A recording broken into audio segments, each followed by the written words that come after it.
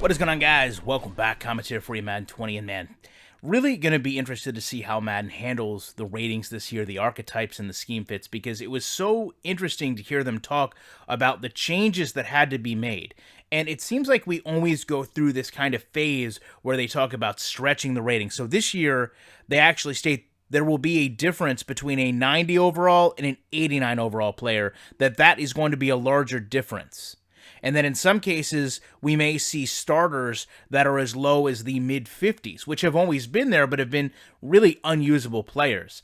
They talked a lot about trying to make sure you can build teams with the players that are there, and not only changing the schemes for the players as far as the archetypes, but also through the coaches, and doing this through a lot of XP progression tuning and helping you build teams even if the schemes don't fit. So for example, they mentioned an example currently where if you had an archetype for a wide receiver, you would essentially need 50% of your wide receivers at that archetype to be successful on a scheme fit. They're lowering that down to 10, and that's a dramatic drop, in my opinion, from a team building perspective. And it makes me wonder why, if they're going to take this huge step, why isn't this something that's done throughout the year, if basically this is their admittance of it wasn't working the way it was.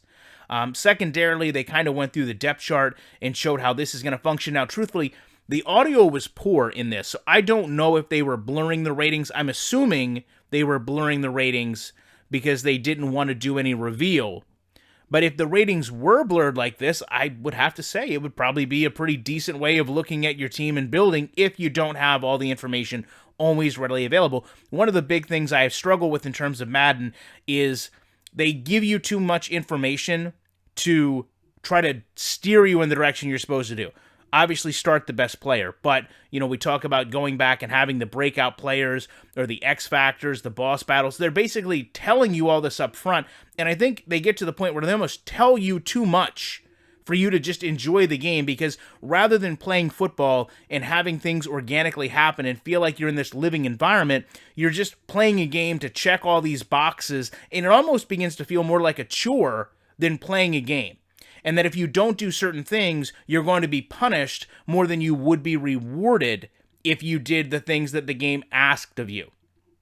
To that point, they mentioned that they were going to kind of tailor those things out a little bit, so where you didn't have kind of that same vibe of every player feels different. And they actually said that, and that's very interesting for me to hear. When they say every player will feel different, that's what I want to hold them to, and that's what I hope to hold them to, and I hope they can be held to it. I hope we finally have all of this in place where players are unique and handle each other on a team different, and you can build around teams with personnel. But again, just showing me a different background screen on the images that have been there doesn't leave me with a lot of hope.